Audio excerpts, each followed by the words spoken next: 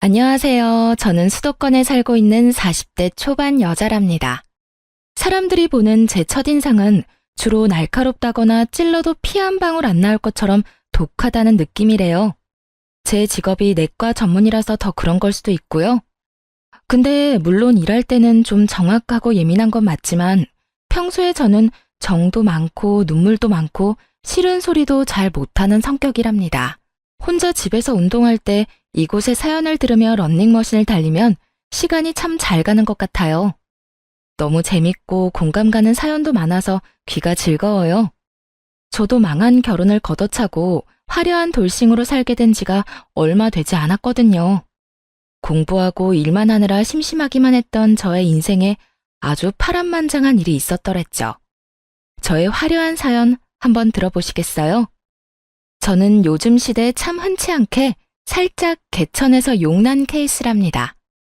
어릴 때부터 수제 소리 들으며 공부를 잘했고 부모님은 항상 의사 되라고 거의 세뇌시키셨어요. 부모님도 의사가 되려면 돈이 얼마나 많이 드는지 모르고 그냥 좋다고 하니까 대책 없이 그러셨던 거죠. 전 부모님 소원대로 의대에 가게 되었고요. 고등학교 때까진 그냥저냥 부침없이 평범하게 살았던 부모님과 저는 등록금 마련하느라 진짜 엄청 힘들게 살았어요.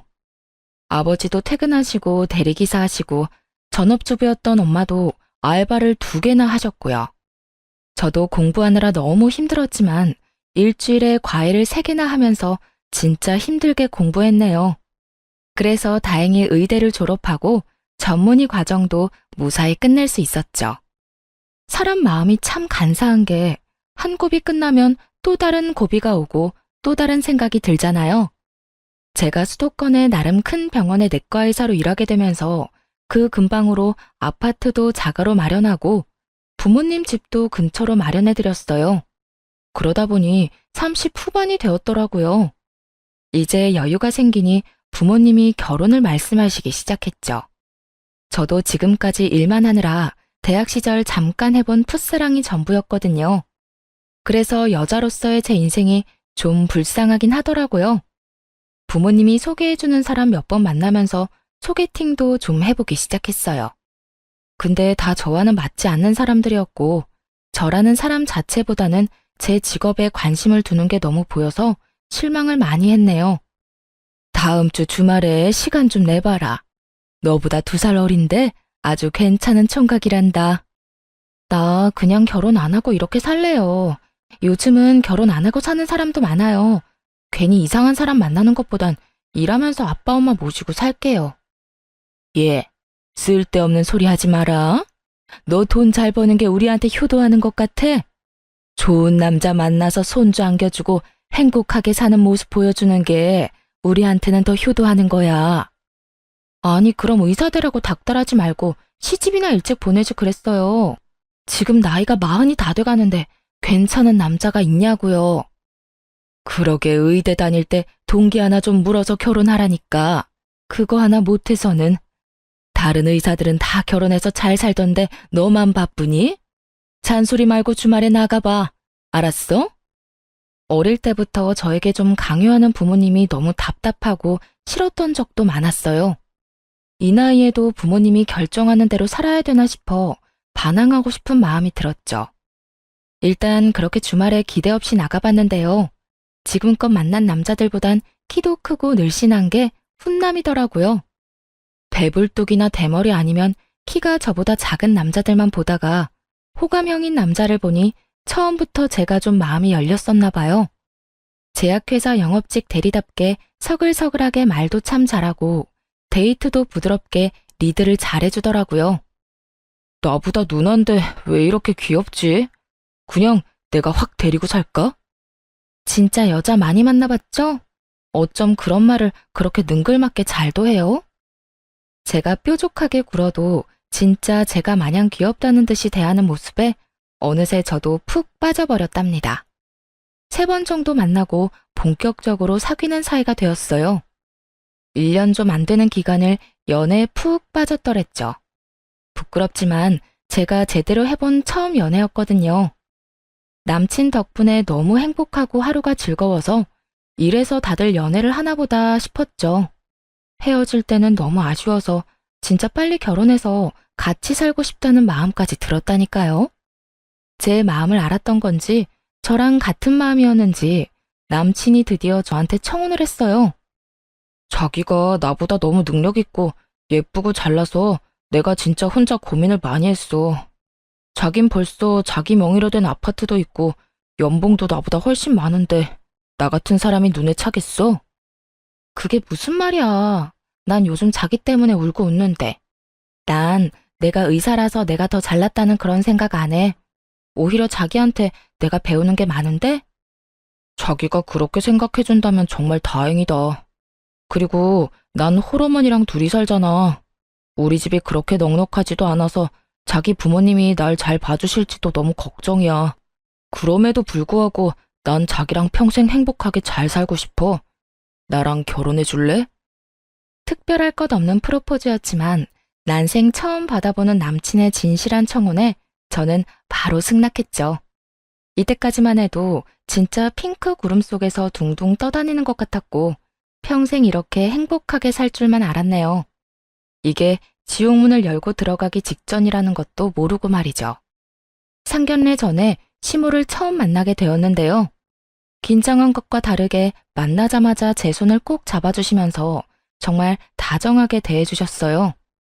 우리 아들 인물이 그래도 빠지진 않은데 노총각이 다 되도록 왜 결혼을 안 하나 했더니 우리 새아가처럼 잘나고 참한 여자를 만나려고 지금까지 기다렸는가 싶다. 그럼요. 내가 우리 어머니처럼 멋진 여자 찾다가 드디어 우리 아영이를 만났죠. 날씨가 쌀쌀하니까 얼른 밥 먹으러 들어가요.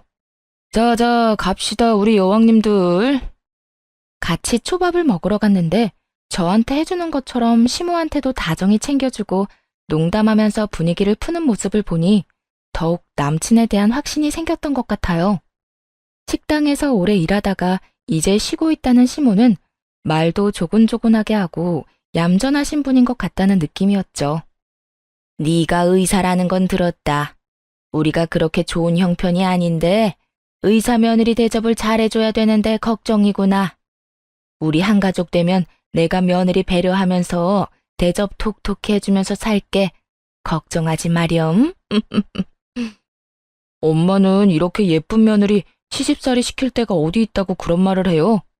엄마 혹시라도 나 몰래 이 사람 구박하면 나 진짜 들고 일어납니다. 내가 우리 두 여왕님 잘 떠받들면서 살 테니까 우리 평화롭게 잘 살자고요. 넉살 좋게 시모한테 경고 아닌 경고를 하는 남편이 은근히 듬직해 보였어요. 저와는 진짜 반대인 성격이라 어디에서도 환영받는 남편 성격이 참 좋아 보이더라고요. 그런 남편을 좋게 본 건 친정 부모님도 마찬가지였어요. 처음 우리 집으로 가서 얼마나 넉살 좋게 행동을 하던지 나중엔 부모님이 정서방하면서 더 살갑게 대해주시더라고요.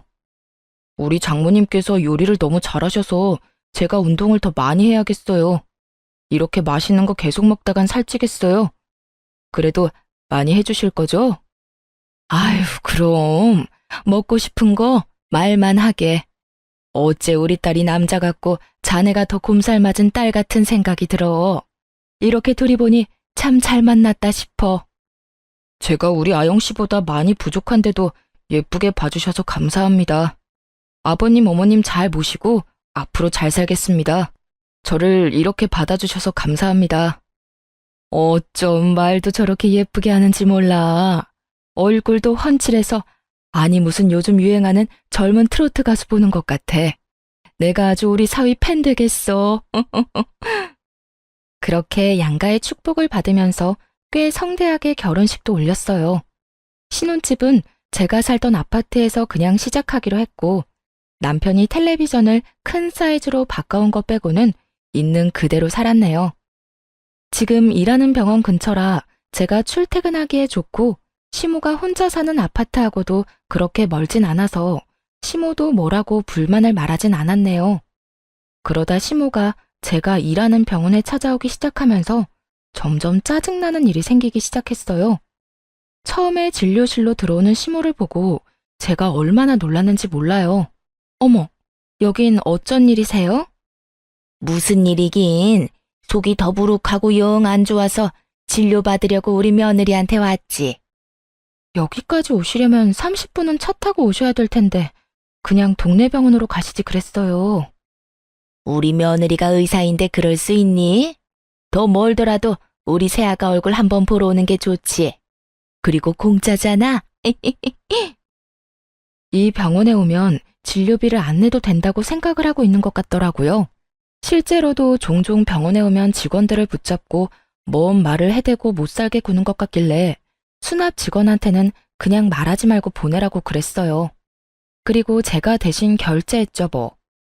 그렇게 한 달에 한두 번은 병원으로 오는데 말도 안 하고 와서 저는 항상 긴장된 마음으로 시모가 언제 오나 그런 생각까지 하고 지내야 했어요. 그것뿐만이 아니고 일부러 점심시간 직전에 와서 저를 기다리기 시작하더라고요. 이제 점심시간이지? 우리 오늘은 같이 점심 먹자. 우리 의사 며느리가 맛있는 것 좀 사줘. 아, 네. 여기 근처에 맛있는 식당 많은데 그럼 같이 가실래요? 뭐 드시고 싶어요? 아니. 내가 봐둔 데가 있어. 점심시간이 짧으니까 얼른 움직이자. 그렇게 시모한테 떠밀려 택시를 타고 도착한 곳은 병원에서 10분 정도 거리에 있는 백화점이었어요.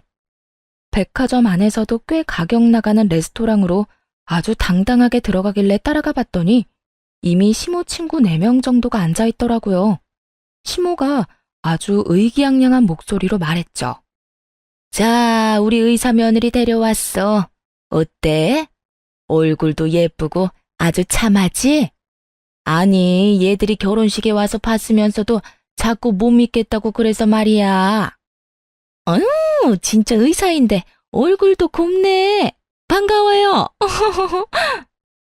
오늘은 우리 며느리가 쏠 테니까 마음껏 먹고 싶은 것들 먹어. 내가 왕년의 최정란이가 아니야. 이제 의사 며느리 돈 최정란이라 이거야. 시모와 친구들 사이에서 엄청 불편하게 밥 대충 챙겨 먹고 거의 30만 원 나왔는데 아무 소리 못하고 결제해버렸죠. 이게 한 번뿐이면 제가 그러려니 하고 넘어갔을 거예요. 의사 며느리 자랑하고 싶어서 그러려니 하고 말이죠. 근데 이게 일주일에 한 번은 꼭 점심시간 맞춰서 연락이 오는데 점점 스트레스를 받기 시작했죠. 이제 점심시간이지? 나 여기 병원 앞 사거리에 소갈비집에 와 있거든. 그리로 점심 먹으러 오너라. 저 오늘은 점심 약속이 있어서 못 갈 것 같아요. 맛있게 드시고 가세요. 뭐? 못 오면 어떡하니? 내 친구들이랑 지금 같이 있단 말이야. 정 그러면 잠깐만 와서 계산 좀 해주고 가. 내 체면은 세워줘야지. 며느리 자랑 실컷 했는데 내가 뭐가 되니? 안 가면 병원까지 쫓아올 기세길래 어쩔 수 없이 식당으로 가야만 했어요. 너무 바쁘고 힘들어서 점심시간에 좀 쉬고 싶었는데 시모 때문에 너무 힘들더라고요. 제가 가니까 또 한바탕 시모의 자랑이 이어졌고요. 저는 남은 음식 깨작대며 먹으면서 왁자지껄하는 소리만 멍하게 듣고 있었네요. 우리 며느리가 여기 건강한 내과 전문이잖아. 내가 몸 안 좋을 때마다 가는데 얼마나 지극정성으로 잘해주는지 몰라. 앞으로 우리 며느리 봐서 저기 내과로 가. 어머, 나 그럼 지금 머리가 너무 아픈데 의사시니까 지금 나 진료 좀 봐줘요. 잠깐 맥 좀 짚어줘봐. 그래, 새아가. 여기서 잠깐 봐줘봐라. 제가 한의사도 아니고 무슨 맥을 짚어요. 진료 원하시면 병원에 직접 오셔서 받으셔야 되고요. 이런 데서 진료하는 건 불법이에요. 저 이제 진료 시간 다 돼서 이만 가볼게요. 갑자기 짜증이 몰려와서 더 있다가는 진짜 소리라도 지를 것 같더라고요. 그래서 시모가 실컷 먹은 밥값을 계산하고 밖으로 나와버렸죠. 시모가 저를 따라 나오더라고요. 어머니, 앞으로는 오기 전에 하루 전엔 연락 주고 오세요. 저도 일하는 사람인데 무슨 구멍가게 오시듯이 그렇게 자꾸 오시면 제가 다른 직원들 보기 민망해요. 그리고 점심시간에 오시는 것도 좀 자제해 주세요. 저 너무 바빠서 원래 점심시간에 밥 안 먹고 쉬어야 돼요. 근데 요즘 어머니 때문에 쉬질 못하니까 너무 힘드네요. 어머, 뭐? 네가 그렇게 말하니까 내가 너무 서운하다. 내가 뭐 돈 때문에 그러니? 친구들이 너 보고 싶다고 하고 나도 우리 잘난 며느리 자랑하고 싶어서 그런 거지. 시모가 풀 죽어서 말을 하니까 꼭 제가 나쁜 사람이 된 것 같은 기분이 들었어요. 남편한테도 몇 번이나 말을 해봤지만 그때마다 다른 말로 돌려서 대화를 끝내지 못한 적이 많아요. 이번엔 작정하고 말을 했어요. 자기가 어머님한테 말해준다며 오늘 또 친구들하고 병원 근처 고깃집에 오셨어. 점심시간에 나 부르는 것 때문에 얼마나 스트레스 받는지 알아? 엄마가 얼마나 자기를 자랑스러워하면 그러시겠어. 난 장모님이 우리 회사 오시면 엄청 반갑고 좋을 것 같은데. 자기는 이렇게 보면 좀 차가운 면이 많아. 무슨 말을 그렇게 해? 그렇게 수시로 찾아오셔도 나 앞에서는 싫은 소리 안 하고 밥 다 사드렸어. 이런 말 안 하려고 했는데 무슨 백화점 식당 아니면 갈비집 아니면 비싼 일식당만 가시고 금액이 얼마나 많이 나오는지 알아? 그럼 앞으로 어머니 찾아오면 당신이 돈 대신 내줘. 당신 연봉이 얼만데 그깟 밥값 가지고 그래. 알았어. 화내지 마. 주름 더 생겨. 내가 엄마한테 잘 말씀드려 볼 테니까. 요즘 따라 제 외모 가지고 자꾸 한 소리씩 하는 남편이 거슬리더라고요. 여기서 제 주름 얘기는 왜 나오나요? 이런 식으로 살짝 말을 바꾸거나 슬쩍 넘어가는데 도 같아서 제가 말싸움에서 이길 수가 없었어요. 남편이 말을 하긴 했는지 시모가 병원으로 찾아오는 날이 확 줄었어요. 저도 다시 일에 열중할 수 있었고 시모와 작은 마찰들이 있긴 했지만 그럭저럭 지나가다 보니 그렇게 2년 정도가 지났어요. 어느 날 시모가 대뜸 주말에 오라고 하길래 남편과 함께 가봤더니 앓는 소리를 해대더라고요. 내가 너랑 사이가 멀어질까봐 얘기는 안 했지만 요새 너무 나한테 소홀한 거 아니니? 네가 바쁜 건 알지만 그래도 며느리로서의 도리는 최소한 해야 되는 거 아니냔 말이야. 갑자기 그런 말씀하시니 당황스럽네요. 저는 그래도 못한 거 없다고 생각하는데요. 그렇게 생각한다는 자체가 틀렸다는 거야. 해도 부족하다고 생각해야 고부간의 사이가 돈독해지는 거 아니겠니? 어머니가 달라는 대로 용돈 다 드렸고 자주 급하다고 100만 원, 200만 원씩 빌려가시는 돈 저 한 번도 달라고 말씀드린 적 없어요. 그냥 드리는 거라고 생각했고요. 넌 가만 보면 다 돈으로만 해결하려고 하더라. 사람이 마음이 중요한 거지. 내가 너무 외롭고 허전해서 친구들이랑 여행을 좀 가려고 하거든. 요즘엔 자식들이 효도 여행을 보내주는데 아주 크고 멋진 크루즈를 타고 세계 일주 같은 걸 한다더라.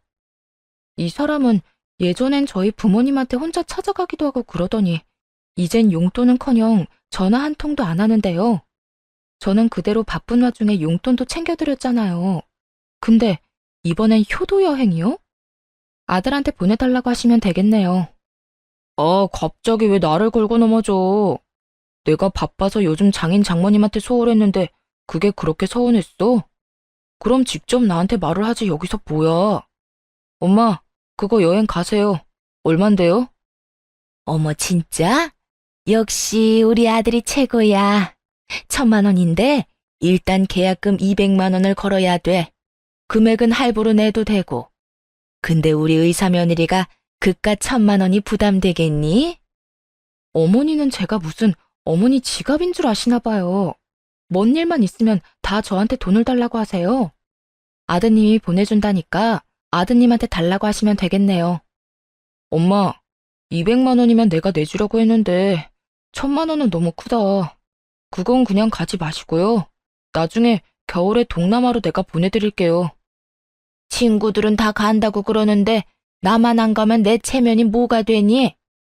명색이 의사 며느리 뒀는데 말이야. 그러지 말고 네 한 달 월급도 안 되는데 좀 보내줘. 제 한 달 월급이 안 된다고요? 어머니가 제 월급을 어떻게 알고 그런 말씀을 하세요? 그런 큰 돈으로는 우리 부모님도 여행 못 보내드렸고요. 전 돈 못 드리니까 그렇게 가고 싶으시면 아들 카드로 긁으시던지 알아서 하세요. 저는 더 있고 싶지 않아서 그냥 시댁을 나와버렸어요. 같이 밥이 넘어갈 분위기도 아니었고요. 핸드폰도 꺼버리고 혼자 공원에 가서 머리 좀 식히고 집으로 들어갔죠. 늦은 시간인데 남편은 집에 안 왔더라고요. 저는 깜깜한 거실에 혼자 가만히 앉아 있다가 핸드폰을 다시 켜봤어요. 남편은 친구들을 만난다고 짧게 메시지를 보내놨더라고요. 그걸 보니 그냥 헛웃음만 나오더군요. 그리고 시무한테 전화가 많이 와 있더라고요. 호랑이도 제 말하면 온다고 또 바로 전화가 왔죠. 너 어디 시어머니가 말하는데 그렇게 집을 나가버리니? 네가 시어머니가 무서운 줄을 모르는 모양이구나. 내가 이번에 한번 보여줘. 왜 전화하신 건데요? 그 여행 때문에 그러세요? 제가 이미 싫다고 말씀드렸잖아요. 내 친구들은 며느리들 얼마나 시집살이 시키는 줄 아니? 넌 내가 너무 봐준 것 같구나. 이제부터라도 너도 며느리 노릇 톡톡히 해라. 다음 주부터 매주 일요일마다 우리 집에 와서 살림 배우고 청소도 좀 하고 해라. 일요일에 안 오기만 해봐. 알았어? 시모가 그렇게 잔뜩 으름장을 놓고 거칠게 전화를 끊어버리더라고요. 의사 며느리라고 그렇게 자랑하고 난리칠 때는 언제고 돈 안 주니까 바로 안면 바꾸는 시모를 보니 기가 차더라고요. 그냥 무시했는데 금요일 저녁부터 주말에 무조건 오라고 전화를 해대고 메시지를 계속 보내는 거예요. 그러거나 말거나 당연히 안 갔어요. 남편은 이미 새벽부터 무슨 테니스를 친다면서 나갔거든요. 혼자 침대에 누워서 쉬고 있는데 남편이 전화가 왔더라고요. 당신 우리 엄마한테 안 갔어? 일요일에 가기로 했다며. 나한테 전화하고 난리셔. 빨리 가봐. 내가 왜 가? 난 간다고 한 적 한 번도 없는데? 당신이 아들인데 왜 나한테 자꾸 그 비싼 여행을 보내달라고 하는 거야?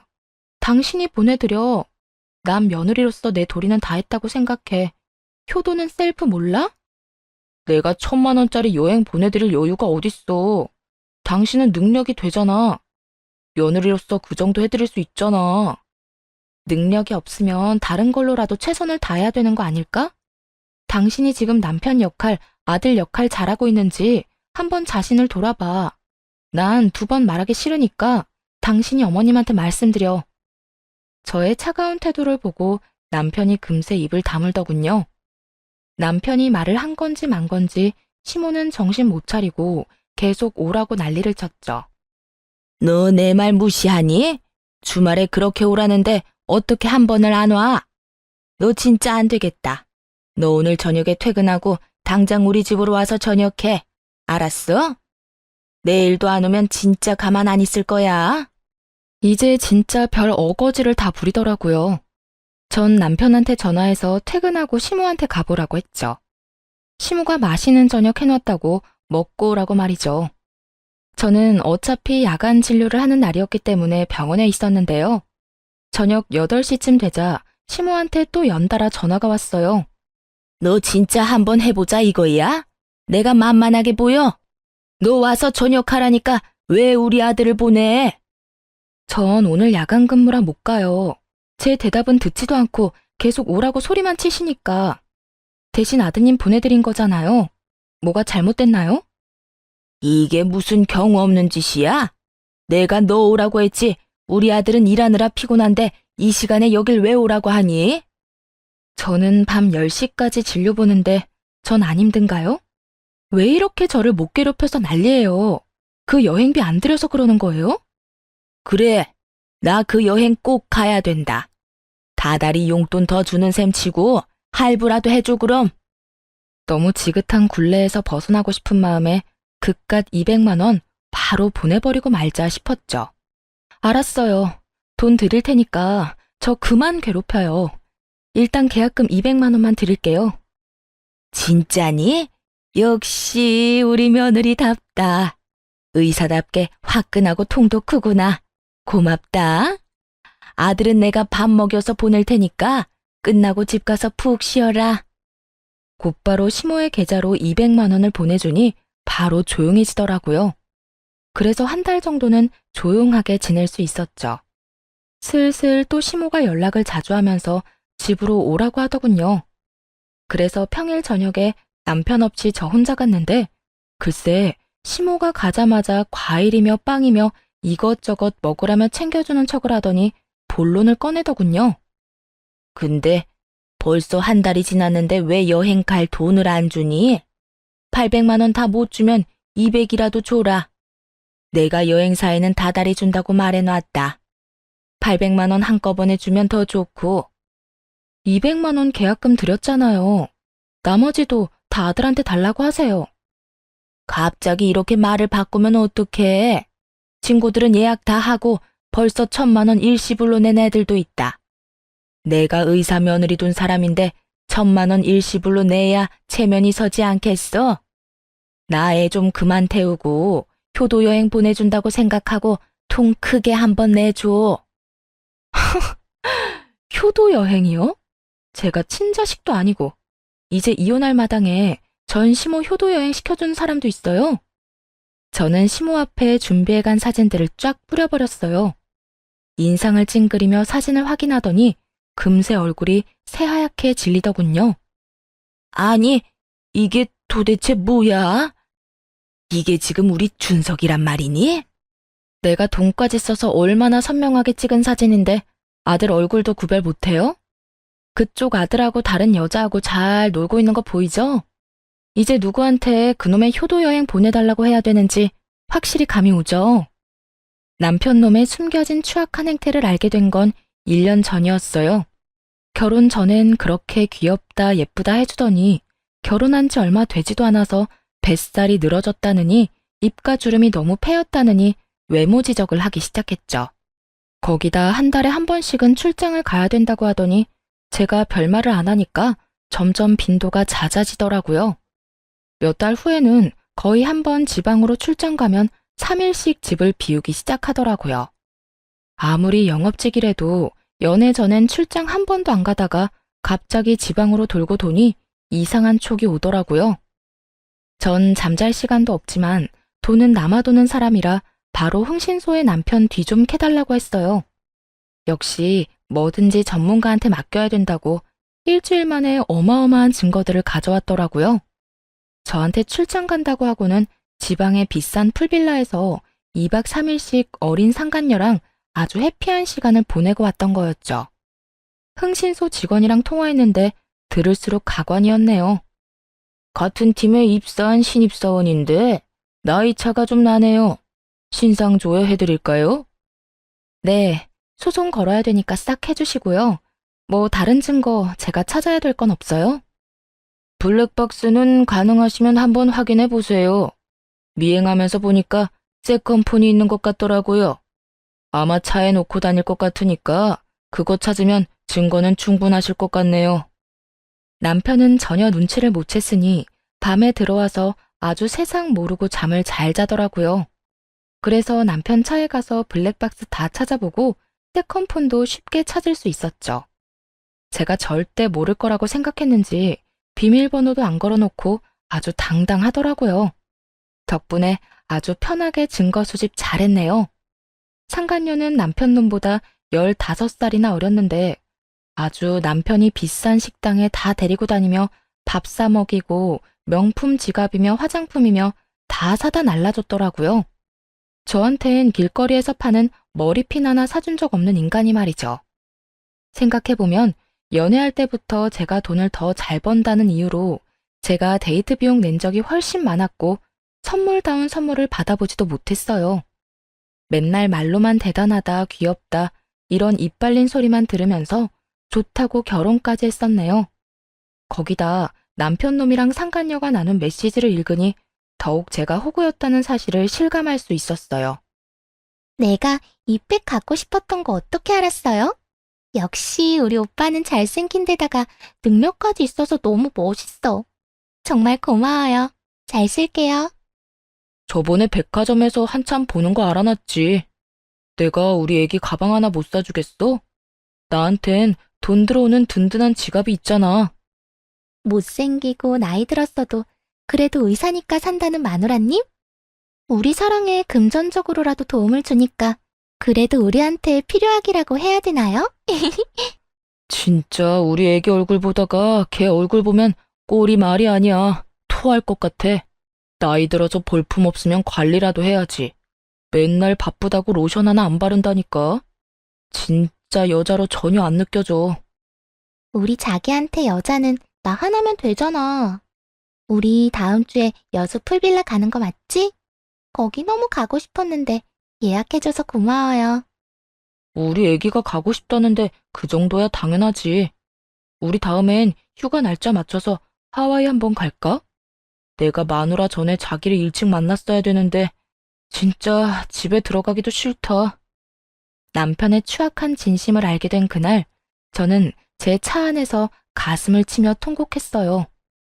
저는 늦게 한 결혼인 만큼 나름대로 최선을 다했고, 남편이 집안일 한 번을 안 도와줘도 잔소리 한 번 안 하고 참고 살았어요. 서운한 부분이 있어도 괜히 남편이 나 때문에 자격지심 생겨서 그런 걸까봐 혼자 전전긍긍하기도 했고 말이죠. 근데 상간녀한테 말하는 저에 대한 본심을 확인하니 저 혼자 노력했던 결혼 생활이 다시 머릿속에서 지나가며 마치 퍼즐이 맞춰지듯이 저 혼자 남편을 사랑했었다는 것을, 남편은 저를 그냥 인생의 보험으로 봤을 뿐이라는 것을 알게 됐어요. 저는 이를 악물고 남편한테 제대로 복수해주기로 결심했어요.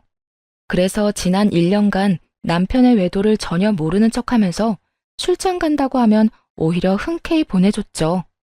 그리고 남편 놈을 한 방에 보내버릴 증거들을 꾸준히 모아왔어요. 제가 던져준 사진들을 확인한 시모는 오히려 안면을 확 바꿔서 뻔뻔하게 굴더라고요. 뭐 이런 사진 가지고 지금 뭘 할 수 있니?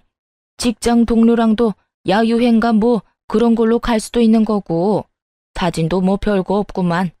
내가 갖고 있는 게 그게 다일 것 같아요? 맛보기용으로 가장 약한 걸로 보여준 건데요.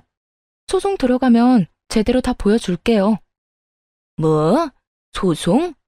너 진짜 우리 아들이랑 이혼이라도 할 거란 말이니?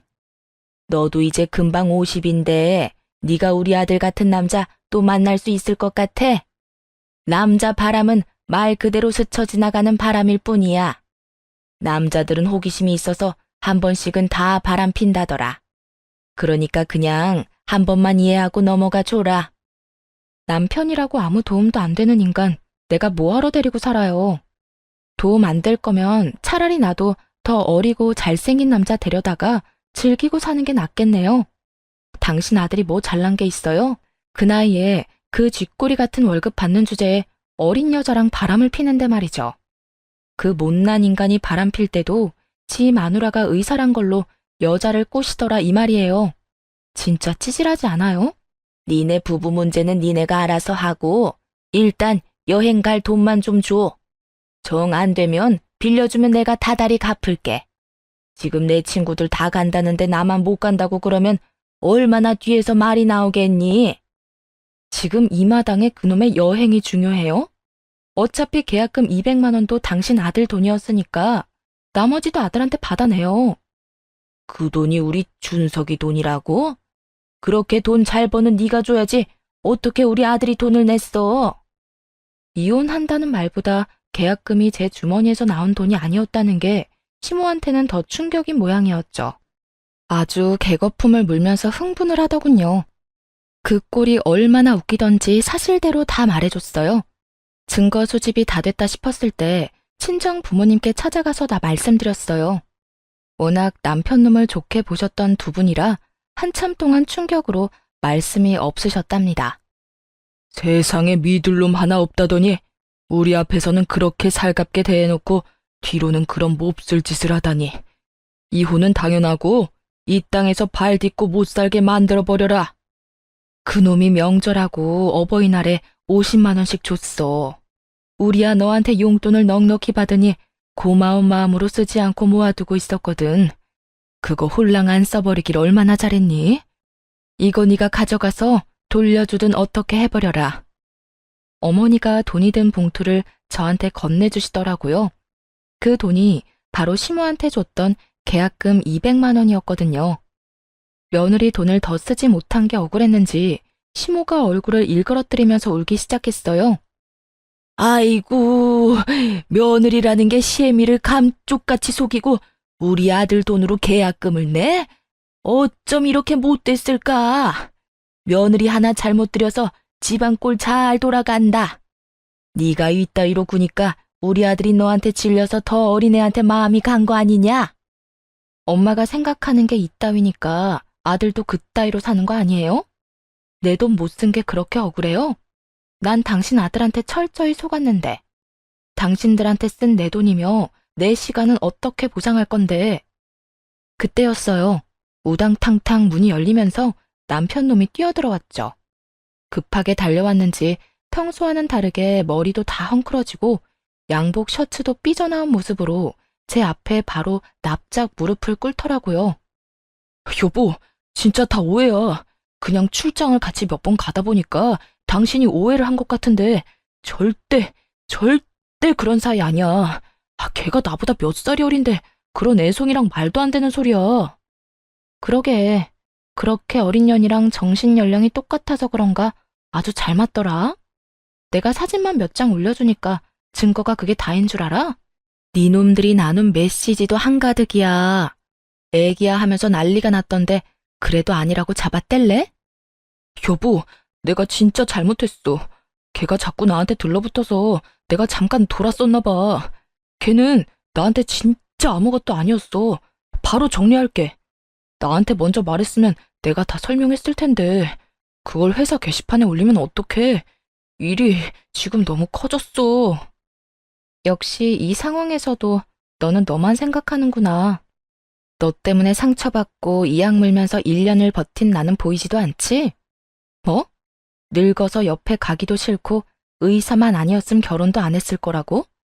차라리 나한테 직업, 의사면 돈 많이 벌겠다고 대놓고 말하던 남자들이 너처럼 본심 숨기고 쇼하는 놈보단 100배, 1000배 낫다.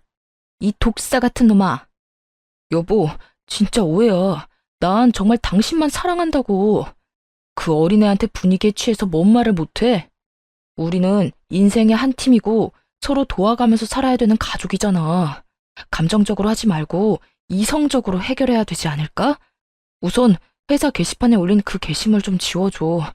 인사팀에다 지워달라고 해도 본인만 지울 수 있다고 손 놓고 있다니까. 나쁜 놈들이. 뻔뻔하게 신입사원이랑 바람까지 피워놓고 불이익은 당하기 싫어? 나쁜 짓을 했으면 벌 받는 거 당연한 거 아니야? 이 무례한 같은 인간아. 개인적인 일인데 이걸로 잘린다는 게 말이 돼? 회사 내규 들먹이면서 나한테 권고사직까지 말하는데 이거는 팀장 자식이 이 기회로 나 자르려는 거라고. 당신은 우리 회사 어떻게 돌아가는지 모르잖아. 일단 그 게시물만 지워줘. 지금 그 회사 잘리면 이 나이에 어딜 가겠어. 당신도 남편이 백수 되면 좋을 거 없잖아. 너랑 이혼하는 마당에 네가 백수가 되든 거지가 되든 내가 알 바 아니지. 안 그래? 남편이 갑자기 눈에 쌍심지를 켜고 벌떡 일어나서 저를 째려보더라고요. 뭐? 이혼? 누구 마음대로 이혼을 해? 이 정도 지나가는 바람 가지고 일 커지게 만들어서 회사까지 잘리게 하면 당신도 유책 배우자 되는 거야. 당신이 이혼 소송이라도 하면 난 당신 명예훼손으로 고소할 거라고. 어쩌면 저한테 진심으로 미안한 구석 없이 오로지 자기 앞날만 생각하니까 저딴 말을 할 수 있는 거겠죠. 저렇게 뻔뻔한 인간을 그동안 착하다고 믿어오며 결혼 생활을 했던 제 자신을 진짜 마구 두드려 패주고 싶었네요. 저는 너무 화가 나서 부들거리는 손을 들어 남편의 뺨을 세차게 날려버렸죠. 웃긴 건 자기 아들 맞으니까 시모가 아악 소리를 내며 개거품을 물고 달려들더라고요. 아무리 그래도 남편을 때리는 마누라가 어딨어? 요즘 애들은 남편을 아주 지발 아래로 봐. 너도 한 대 맞아봐. 맞아봐. 시모가 개거품을 물며 저한테 달려들더라고요. 제가 옆으로 슬쩍 비켜섰더니 시모가 그대로 앞으로 고꾸라져 넘어졌어요. 휙 고개를 돌려서 저를 노려보더니 통곡을 하면서 울기 시작했어요. 아이고, 이제 며느리가 시어미한테도 폭력을 쓰네. 아이고, 며느리 하나 잘못 들어와서 집안이 아주 풍비박산이 났구나. 아이고. 그러면서 졸도하듯이 뒤로 혼자 넘어가더라고요. 놀란 남편놈이 달려가서 시모 붙잡고 엄마 하면서 같이 울기 시작했어요. 참나, 아무것도 모르는 사람들이 보면 무슨 눈물 없이는 못 보는 드라마 찍는 줄 알겠네요. 저는 기가 막혀서 그 모습을 일단 지켜보고 있었어요. 당신 진짜 이렇게까지 해야 돼? 나랑 먼저 얘기했으면 이렇게까지는 상황이 안 됐을 거야. 우리 엄마한테까지 와서 이렇게 헤집어 놓으면 나이 드신 엄마가 견디실 수 있겠어? 진짜 너무하다. 누가 누구한테 너무하다고 하는 건지 어이가 없네? 그리고 니네 엄마가 나한테 돈 달라고 부른 거야. 내가 이 집구석에 찾아온 게 아니고. 난 더 이상 너희 모자 얼굴 보고 싶지도 않으니까 빨리 여기다 도장 찍어. 이게 내가 너한테 주는 마지막 배려야. 남편은 제가 건넨 종이를 보더니 흠칫 놀라더군요. 그러더니 종이를 팍 던져버리는 게 아니겠어요? 이혼 합의서? 이런 것까지 준비해오고 아주 작정했구나. 자기야, 난 절대 이혼 못해. 내가 평생 속죄하면서 자기 말만 잘 들으면서 살게. 제발 한 번만 넘어가줘. 부탁이야. 나 1년 동안 네가 바람피는 증거 모았어. 이혼 소송 들어가면 나는 비싼 수임료 내고 최선을 다해서 소송 준비할 건데 너 나 이길 수 있어? 그 나이에 돈 1,000만 원도 없는 데다 백수될 주제에? 난 이미 변호사 상담까지 다 끝났고 네가 합의 이혼 싫다고 하면 전화 한 통하면 바로 소송 시작할 수 있어. 위자료 2천 이상은 청구할 건데 네가 일시불로 줄 능력이나 있냐고. 제가 따박따박 맞는 말만 하자 남편은 모든 걸 체념한 듯이 고개를 푹 숙이더라고요. 머릿속에서 아주 오만 가지 생각을 하면서 좋지도 않은 머리를 굴리고 있는 게 훤히 보이더라고요. 능력도 없는 주제에 그동안 나 믿고 월급 펑펑 써대고 돈 한 푼 안 모은 게 이제야 후회가 좀 되겠네? 너도 참 바보 같다. 내 비위 적당히 맞추면서 살았으면 늙어서까지 의사 마누라 옆에 두고 분수에 안 맞는 호강했을 텐데 말이야. 다 네 잘못이니까 평생 찢어지게 가난하게 살면서 네 좋았던 시절 떠올리며 살아봐. 난 진짜 당신이랑 헤어지면 못 살아. 내가 어떻게 하면 용서해 줄 거야? 난 절대 이렇게 못 끝내, 여보. 너랑 더 이상 말싸움하기도 싫어. 1분 안에 결정해. 지금 도장 찍고 죽은 듯이 조용히 살 건지 아니면 한번 이혼 소송 제대로 해볼 건지. 제가 이혼 합의서를 뺏어갈 제스처를 취하자 비굴하게도 종이를 휙 잡더라고요. 그러더니 한숨을 푹푹 쉬면서 시모 집에 있던 도장을 찾아서 결국 찍더라고요. 저는 서류를 휙 뺏어서 그 집구석을 나와버렸어요. 차마 제 앞에서는 못하다가 제가 나가니까 뒤에서 아악하고 소리를 지르고 뭘 깨부수는 소리가 나더라고요. 집에 가자마자 남편 짐 그대로 상자에 다 쓸어 담고 다음날 아침 이삿짐 센터 차 불러서 한 번에 시모 집으로 다 보내버렸어요.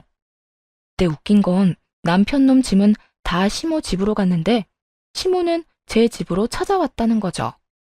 타이밍도 참 기막히게 사람들이 상자를 갖고 나갈 때 시모가 도착해서 현관문이 활짝 열린 상태였어요. 시모가 얼른 집으로 들어와서 제 앞에 무릎을 꿇고는 손을 싹싹 빌기 시작했죠. 예, 너 나가고 내가 준석이 엄청 혼냈다. 내가 이렇게 빌 테니까 제발 이혼만은 하지 말거라. 그 여행 가는 것도 돈 안 줘도 되고 나 그 여행 안 가도 된다. 너만 이혼 안 한다고 하면 내가 앞으로 너한테 용돈 달라고 하지도 않으마. 응? 뒤에서 내 욕하면서 어린애랑 놀아난 남자 받아줘가며 살 만큼 내가 착하지가 않아요. 그 나이 어린 새 며느리 될 여자한테 그놈의 잘난 효도 여행 보내달라고 해요. 시모가 계속 주저앉아서 울기만 하고 나갈 기미가 안 보여서 결국 시모를 일으켜서 밖으로 밀어내야만 했었죠. 시모는 어떻게든 밖으로 안 밀려나려고 문을 팔로 잡고 버티더라고요. 계속 이런 식으로 나오면 이혼 소송으로 가는 수밖에 없어요. 한번 지저분하게 끌고 가볼까요? 그쪽 아들 앞길 생각한다면 다신 이렇게 찾아오지 말아요. 병원이든 집이든 찾아오면 바로 경찰에 신고할 거니까. 그동안 가족으로 지낸 세월을 생각해서라도 다시 한 번만 생각해줘. 우리 아들 한 번만 봐줘. 나를 진짜 가족이라고 생각했을지 모르겠네요. 그동안 나를 며느리가 아니라 아줌마 돈주머니로 생각한 거 아니고요. 아줌마 아들도 못해준 걸 왜 며느리한테 공짜 대접을 그렇게 받으려는지 이해가 안 갔지만 그래도 가족이니까 좋은 마음으로 해줬던 거예요. 그런 내 마음을 이용하고 기만한 건 아줌마랑 아줌마 아들이고 그렇게까지 말했는데도 아직도 저를 우습게 보는 건지 시모는 움직일 기미가 없더라고요.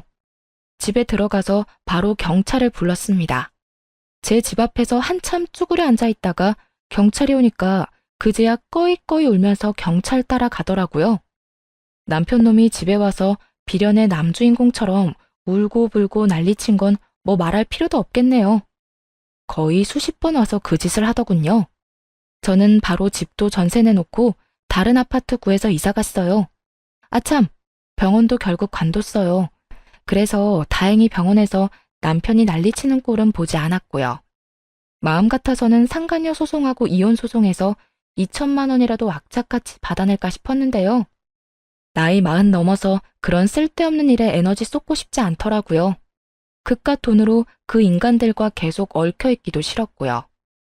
만약 재산 분할이라도 하게 되면 그 인간 재산은 한 푼도 없고 제 재산만 잡힐 텐데 그냥 그 인간한테 땡전 한 푼도 안 두고 깔끔하게 시간 낭비 안 하고 끝낸 게 더 낫다 싶어요. 지네들 분수도 모르고 황금오리 배 가르듯이 의사 며느리 지갑 탈탈 털어먹으려다가 아들 반품당하고 지인들한테 쪽팔림과 무시당할 시모 생각하면 나름 통쾌하네요. 이 사연 들으시는 시어머니들이 있다면 다들 한 번씩은 생각해 보시기를 바래요. 왜 평생 아들한테 받아본 적 없는 효도를 며느리한테 받으려고 하는지 말이죠. 자기 아들이 귀하면 며느리는 자기 집에서 더 귀한 딸이라는 생각을 한 번이라도 더 해줬으면 좋겠네요. 저는 신도시에 제 개인 병원을 시작하려고 요즘 직원들도 뽑고 병원 자리도 알아보고 다녀서 너무 바쁜 나날을 보내고 있답니다. 몸이 10개라도 모자라서 당연히 전 남편 놈은 생각도 안 나고요. 이대로 열심히 일하면서 남의 부모한테 대리효도 따위는 그만두고 친정 부모님 모시고 잘 살아보려고 해요. 지금까지 제 이야기를 들어주신 모든 분 감사드리고 건강하셨으면 좋겠습니다.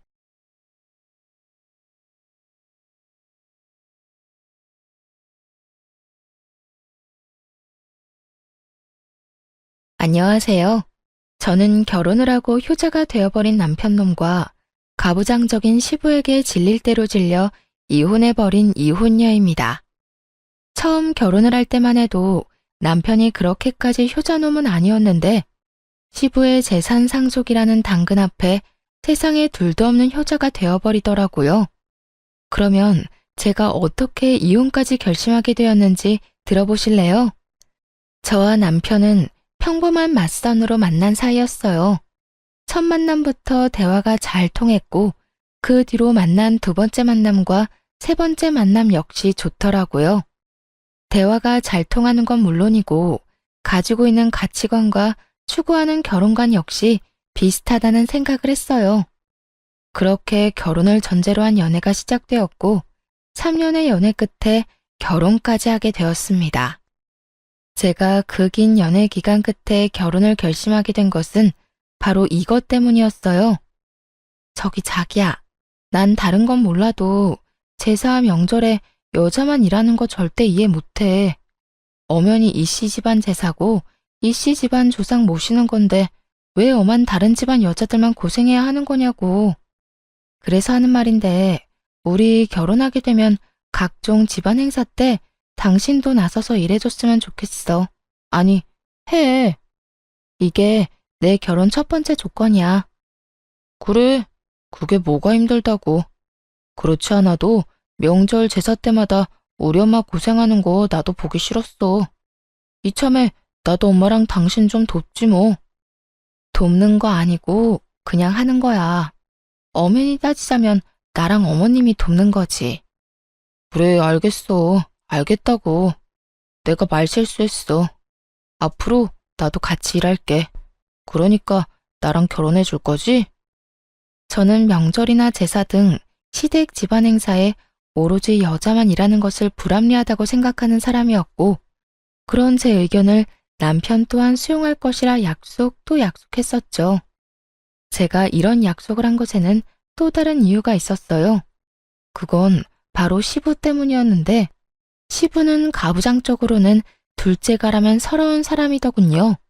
그 어렵다는 상견례 자리에서도 시부는 시모에게 물 좀 달라, 먹거리를 앞접시에 담아달라는 등 시켜먹기 바빴는데 그 모습을 보며 다른 건 몰라도 이 문제만큼은 꼭 짚고 넘어가야 한다 싶었던 것이죠.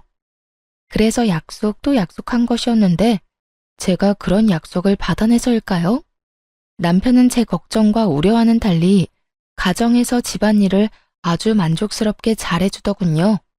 그렇게 남편에게 큰 만족감을 지내다 보니 결혼 후 첫 명절이 다가왔고 전 다시 한번 남편에게 강조 또 강조하고 시댁으로 향했습니다. 여보, 마지막으로 이야기할게.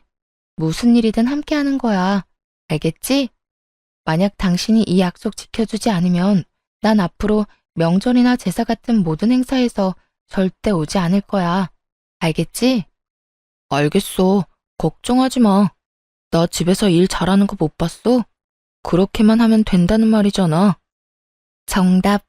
우리 여보가 집에서만큼만 하면 입댈 것도 없지. 그래, 집에서보다 더 열심히 할 테니까 가. 이제 나 좀 믿어달라고. 마지막까지 다짐을 받아낸 저는 남편과 함께 시댁으로 들어섰고 주방엔 제 예상대로 시모 혼자 산더미 같은 일에 쌓여 땀을 뻘뻘 흘리며 일을 하고 계시더라고요. 이건 아니다 싶었어요. 시모도 함께 해준다면 일이야 빨리 끝나겠지만 이때껏 홀로 고생했을 날들이 떠올라 차마 보고만 있을 수가 없더라고요. 그래서 전 시모가 입고 있던 앞치마를 벗겨주며 이렇게 말했어요. 어머님, 이제 저희가 할 테니까 방에 들어가셔서 좀 쉬세요. 제 말에 시모는 못 들을 말이라도 들은 사람처럼 토끼 눈을 하고 절 보더라고요. 어머 아가, 이걸 어떻게 혼자 한단 말이야? 안 돼, 너 몸살나. 그냥 하던 대로 내가 할 테니 넌 옆에서 조금 도와놔줘. 그거면 충분해. 저 혼자는 못하죠. 그래서 어머님 아들이자 제 남편이 도와준다네요. 그러니까 괜히 걱정하지 마시고 가서 좀 쉬세요. 이 땀 좀 보세요. 도대체 몇 시부터 이러고 계신 거예요? 저희 오면 같이 하시면 되는데 일단 들어가서 좀 쉬세요. 그래 엄마, 이제 들어가서 좀 쉬어요. 집사람이랑 내가 하면 돼. 전 남편을 앞세우며 시모에게 들어가시라 말했고 시모는 그런 남편의 모습은 처음이라는 듯 당황스러운 눈빛으로 저와 남편을 번갈아 보더군요. 전 그런 시모의 모습을 보며 남편에게 반성하라고 했죠. 여보, 반성 좀 해. 이때껏 어머님 도와드린 적 한 번도 없지? 거짓말할 생각도 하지 마. 어머님 눈빛만 봐도 다 알겠으니까. 어머님, 이때까지 고생 많이 하셨어요. 이제부터 저하고 어머님 아들이 다 알아서 할 테니 들어가서 쉬세요. 아무리 그래도 제가 뭘 할 줄 안다고. 너만 더 힘들 거야. 그러지 말고 나도 같이 하마. 아니에요. 어머님 아들 일 잘해요. 집에서도 가끔 밥도 차리는데 저보다 더 맛있을 때도 있다고요. 그러니까 어머님은 이제 주방 해방하시고 방에서 좀 쉬세요. 그렇게 시모가 등 떠밀려 주방을 벗어나려는데 시부가 등장해 주방에 있는 남편을 보고 노발대발 아주 난리를 부리기 시작하더군요. 너 지금 주방에서 뭐 하는 짓이야? 얼른 못 나와? 당신은 뭐하고 서 있는 거야? 얼른 우리 장남 나오라고 못해? 아버님, 올해부턴 남편이랑 저랑 명절 준비하려고요. 어머님 나이도 있으신데 이제 주방 졸업시켜드려야죠. 뭐야? 재아가 네가 몰라서 그러는가 본데 우리 집에선 남자가 주방에 들어가서 뭘 하는 짓은 절대로 용납이 안 되는 그런 집안이다. 어디 남자가 주방 일을 해?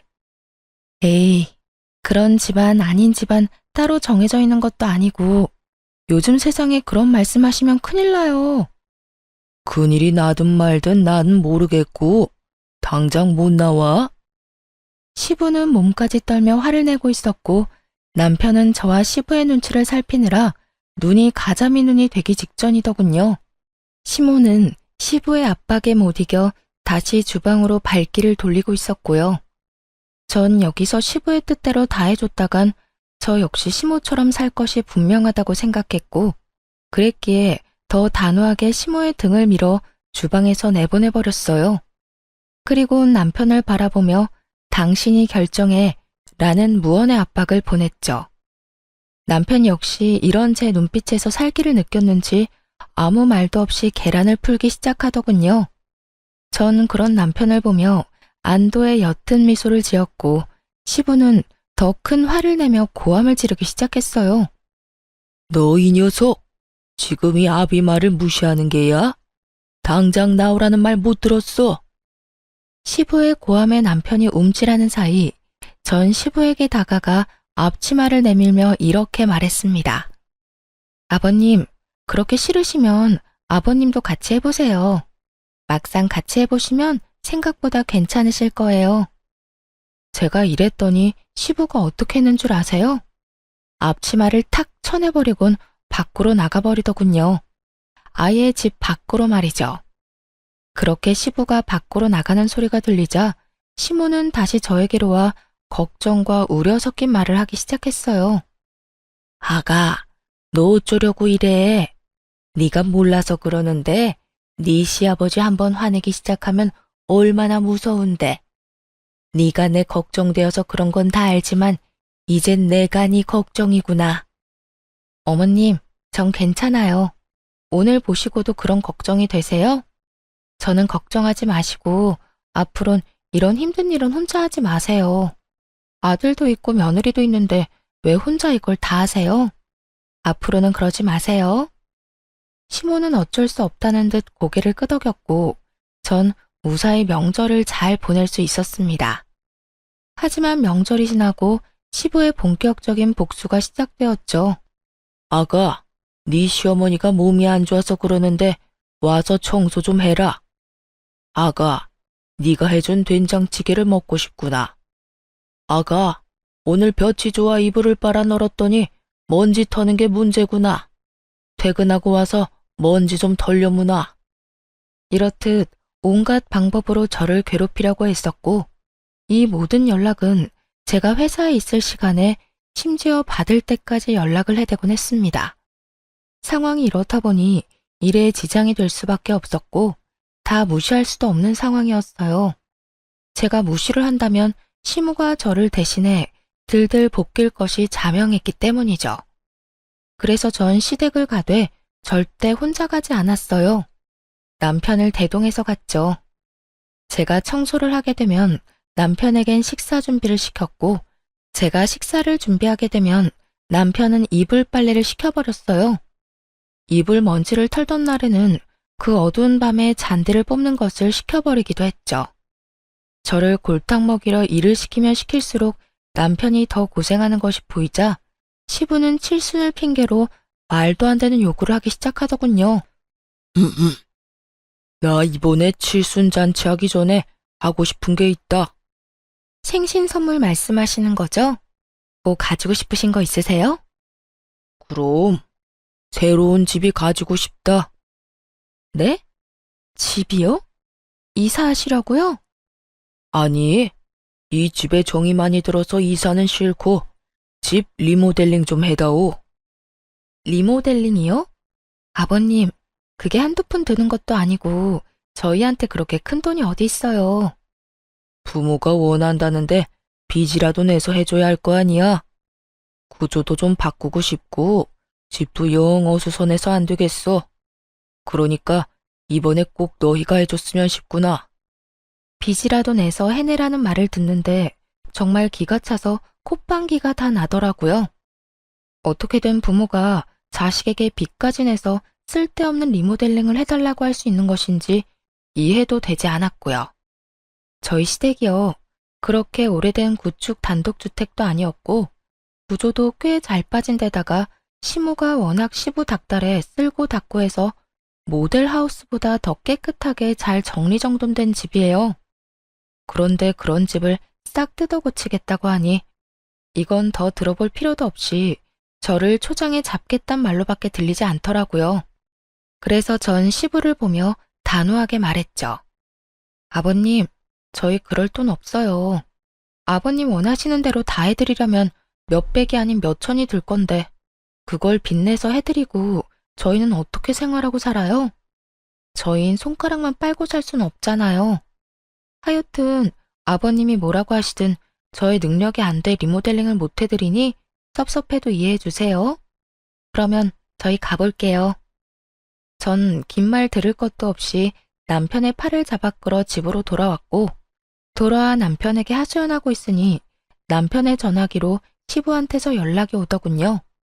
전 남편에게 스피커폰을 해서 받으라고 했고, 남편은 제가 시키는 대로 전화를 받았어요.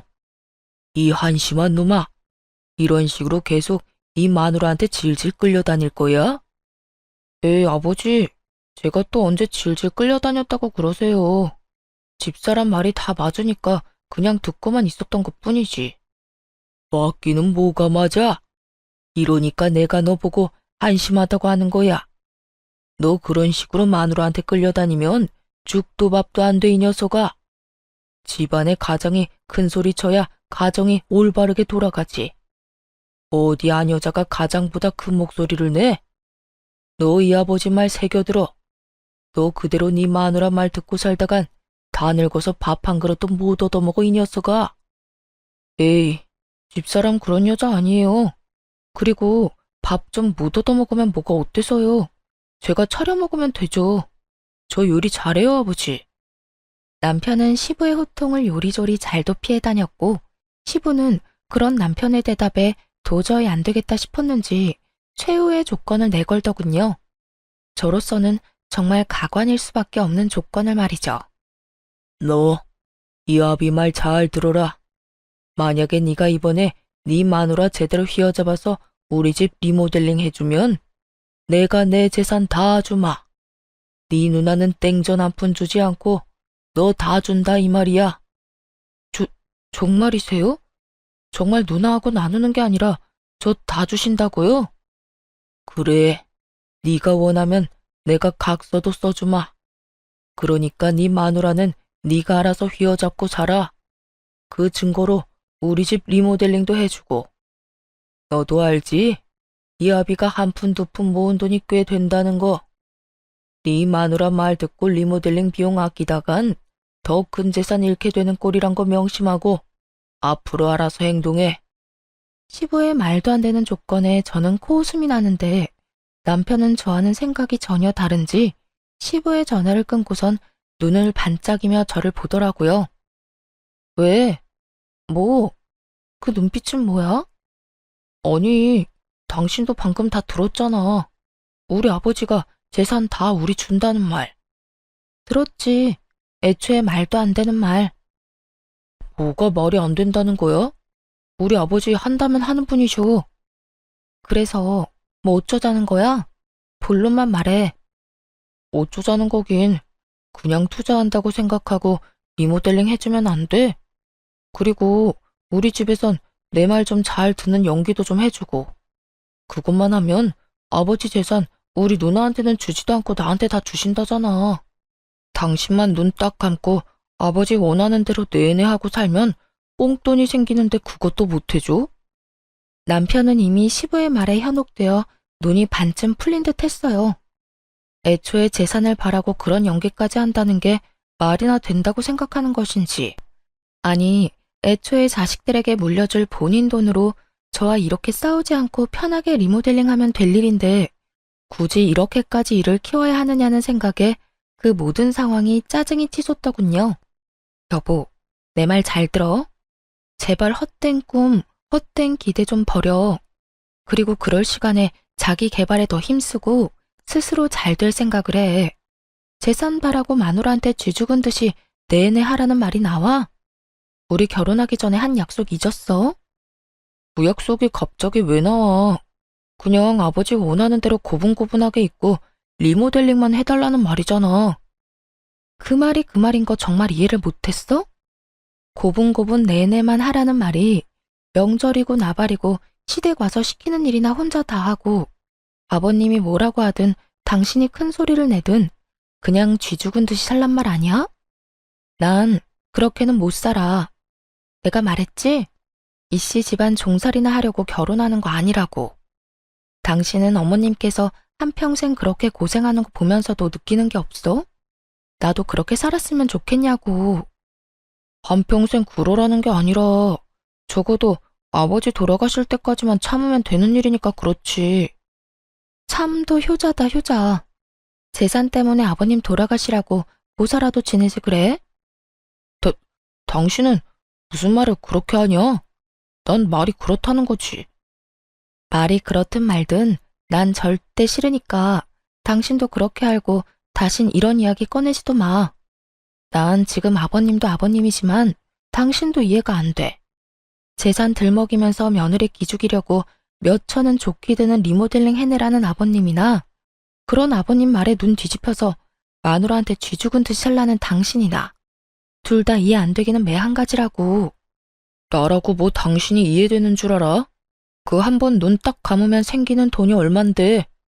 몇 년만 고생하면 우리 고생도 덜 해도 되고 당신도 좋고 나도 좋은데 왜 싫다고 하는 거야? 당신만 좋겠지. 고생은 나만 할 거니까. 하여튼 난 싫다고 했다. 분명히 말했어. 그렇게 저와 남편은 서로를 이해하지 못한 채 대화를 마무리하게 되었고 서로의 감정만 상하게 되어버렸죠. 한번 상해버린 감정을 되돌리기엔 많은 시간이 필요했고 그 감정을 되돌리기도 전에 시부의 생신이 다가왔습니다. 그 문제의 칠순이 말이죠. 당연히 리모델링은 해주지 않았고 그것에 마음이 잔뜩 상해버린 시부는 동네 잔치 규모로 집에서 잔치를 연다고 하더군요. 도와주실 분들은 전혀 부르지 못하게 했고 오로지 저와 시모에게 모든 일을 다 하라고 하더군요. 많아도 20명은 안 넘을 거다. 여자 2명이서 충분히 다 할 수 있지. 음식은 대충 손 가는 대로 반찬거리 몇 가지 하고 집으로 돌아갈 때 떡하고 과일 좀 싸주면 되지 않겠소? 하여튼 이번엔 솜씨 발휘한다고 생각하고 잘 준비해. 괜히 사람들 불러놓고 망신살 뻗치게 하지 말고.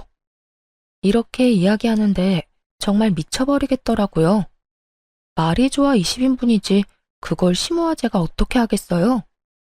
남편이 돕는다고 한들 큰 도움이 되지 못할 것이 뻔하기도 했고 사이도 대면대면에 지극정성으로 돕지 않을 것이 뻔하기도 했죠.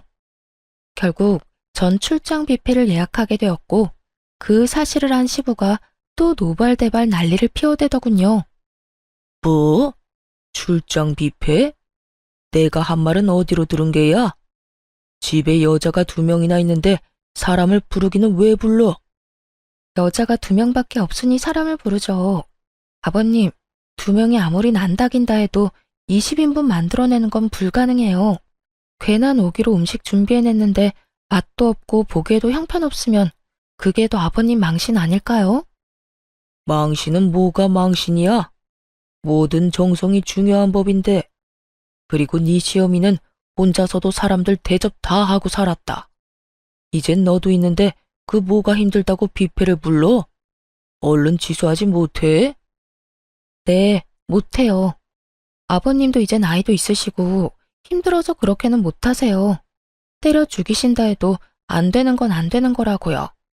1, 2인분도 아니고 20인분 가까이 되는 음식을 어떻게 해요?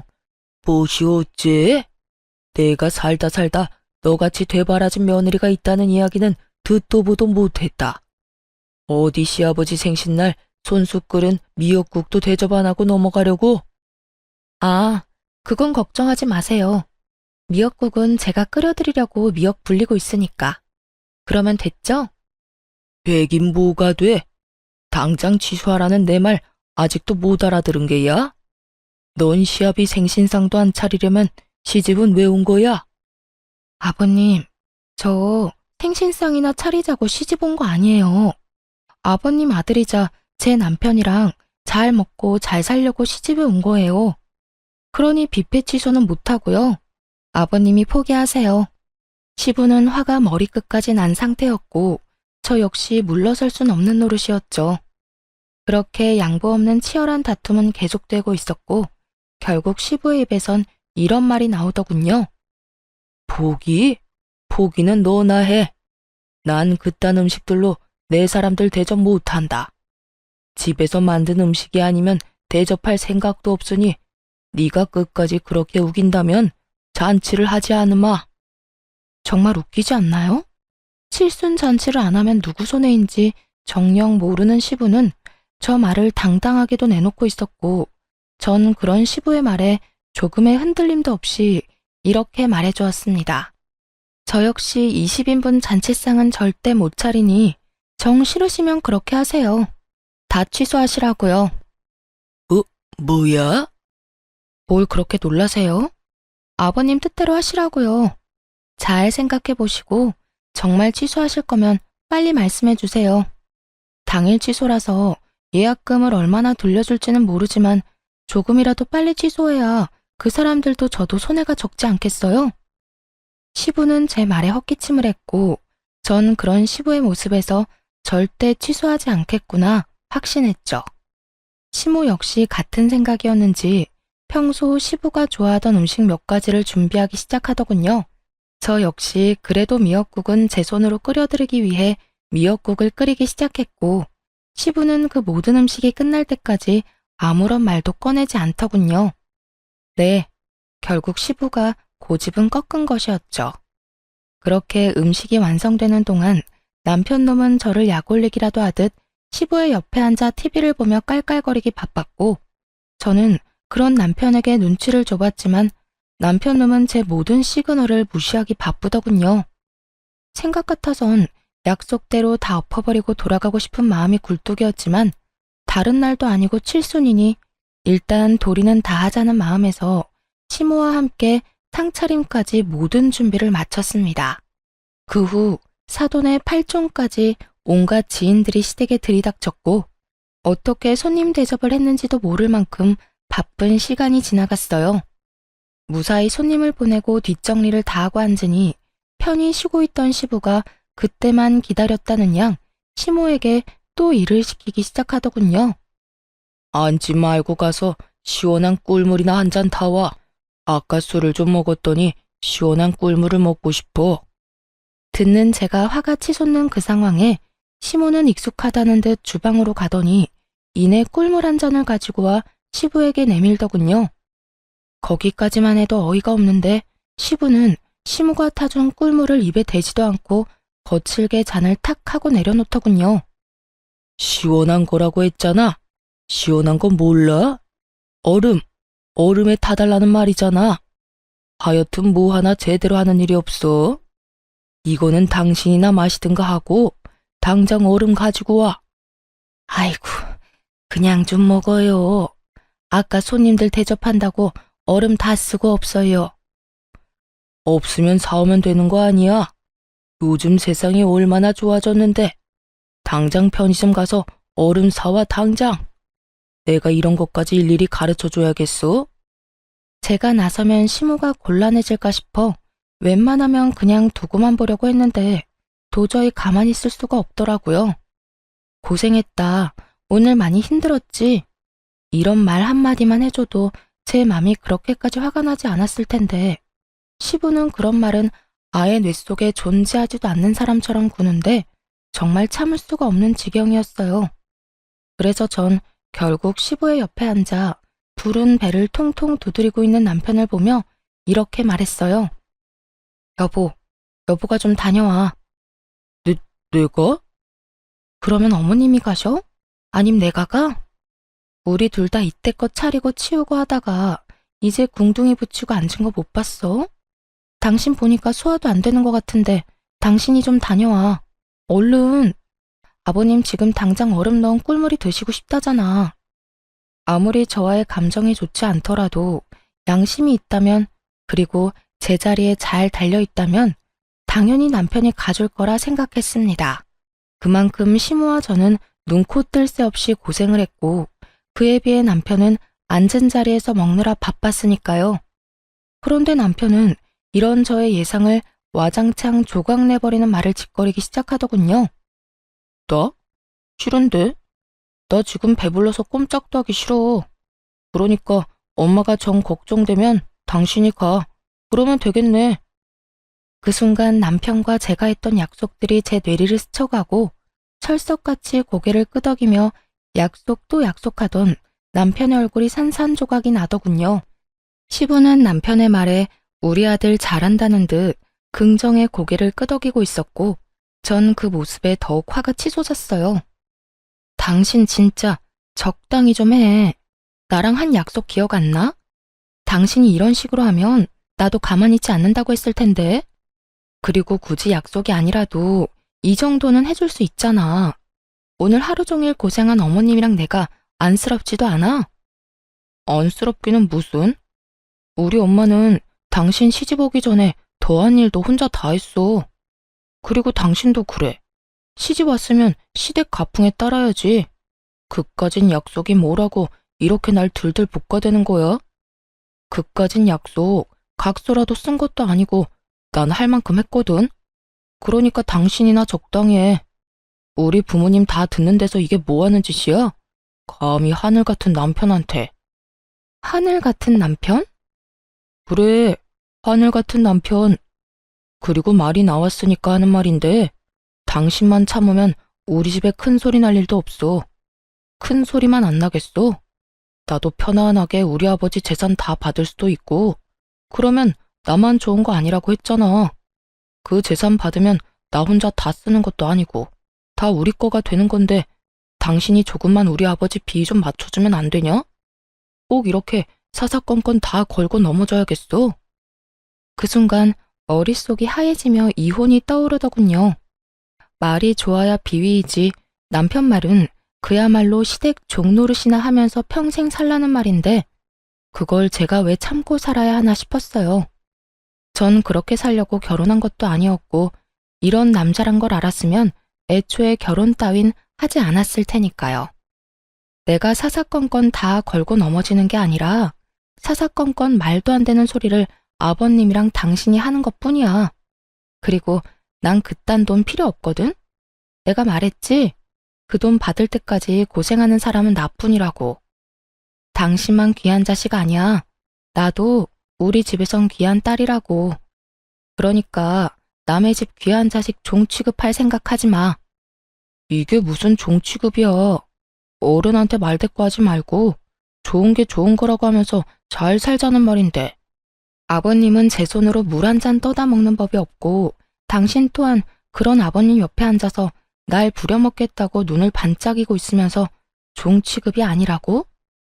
입은 삐뚤어졌어도 말은 바로 해라. 그게 종 취급이야. 가만히 앉아서 남자라는 이유로 여자들 부려먹는 거. 아버님이야. 워낙 그러고 살아오신 세월이 있으니 100번 양보해서 그럴 수 있다고 치자. 당신은 뭐야 도대체? 보고 배울 게 없어서 지금 그딴 걸 배워?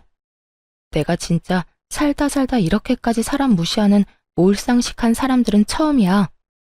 마지막이라고 생각하니 못할 말이 없더라고요.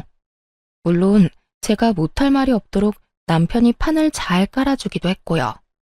제 입에선 그간의 우라가 터져나오고 있었고 제 말을 듣고 있던 남편은 더는 참을 수 없다는 듯 손을 올리더군요. 남편의 손과 제 뺨이 맞닿는 순간 이게 무슨 일인가 싶어 사고가 멈춰버리더군요. 이게 현실인가 꿈인가, 정말 이게 현실이 맞나 하는 생각에 혼란스럽게까지 했습니다. 그렇게 제가 황당함에 사고가 멈춰버린 순간 시모가 자리에서 일어나더니 저를 대신해 남편에게 똑같이 되돌려주더라고요. 아무도 예상하지 못한 시모의 행동에 남편 역시 당황하며 볼을 매만지며 눈을 끔뻑이고 있었고 시부는 호통치기 시작했어요.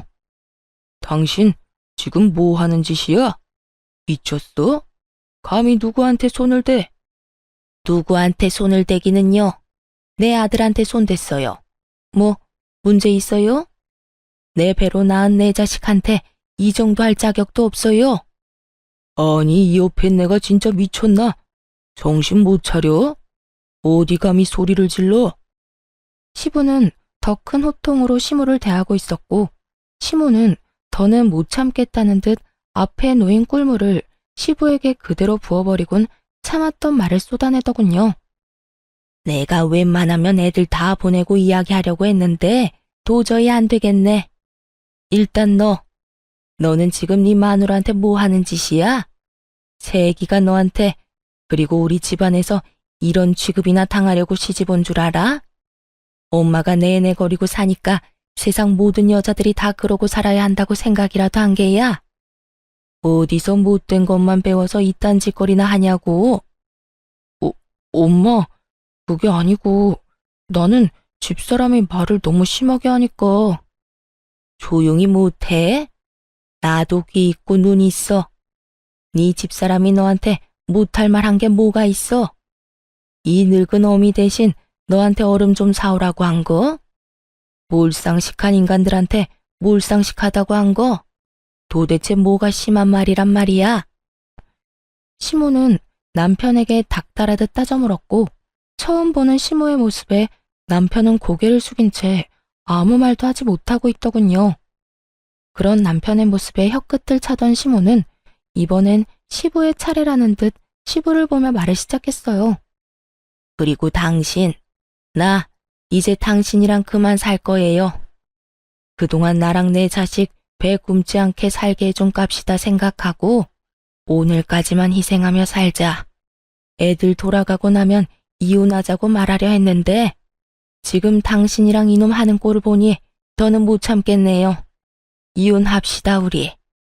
갑작스러운 이혼 통보에 시부는 당황한 듯 말을 되물었지만 시모는 꽤 오랫동안 오늘만을 기다린 사람처럼 담담하게 말을 꺼내더라고요. 뭐? 이혼? 지금 이혼이라고 했어? 그래, 이혼. 나라고 마냥 좋아서 당신 참고 산 거 아니에요. 그저 자식들 시집장가만 다 보내고 나면 나도 당신 떠나 편하게 살 거라고 오늘만 기다리고 꾹 참고 살았다고.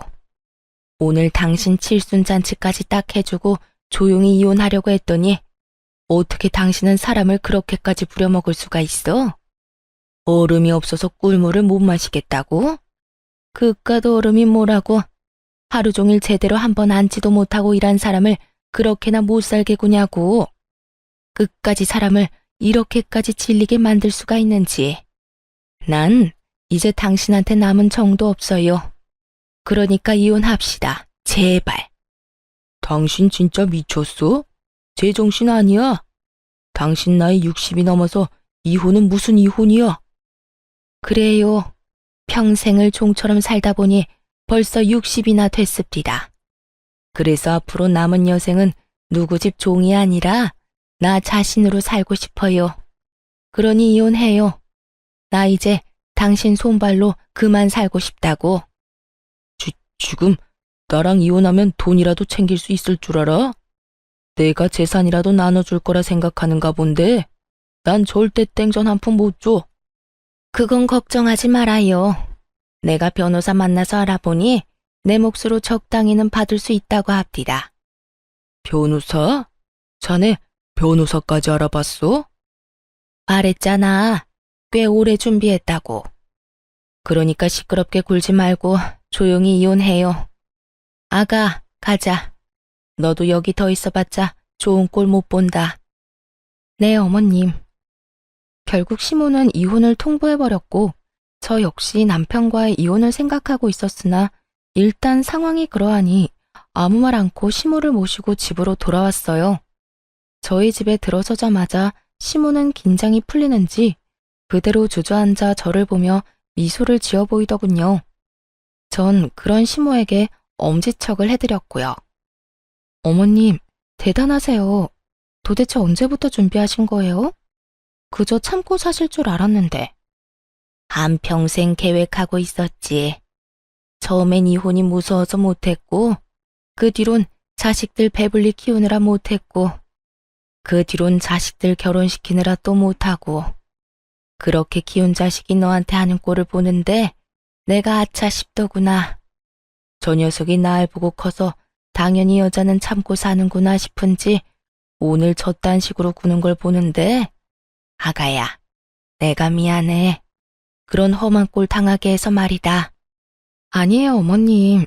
자식 잘못이 다 부모 잘못이 아니에요. 그러니 그런 생각하지 마세요.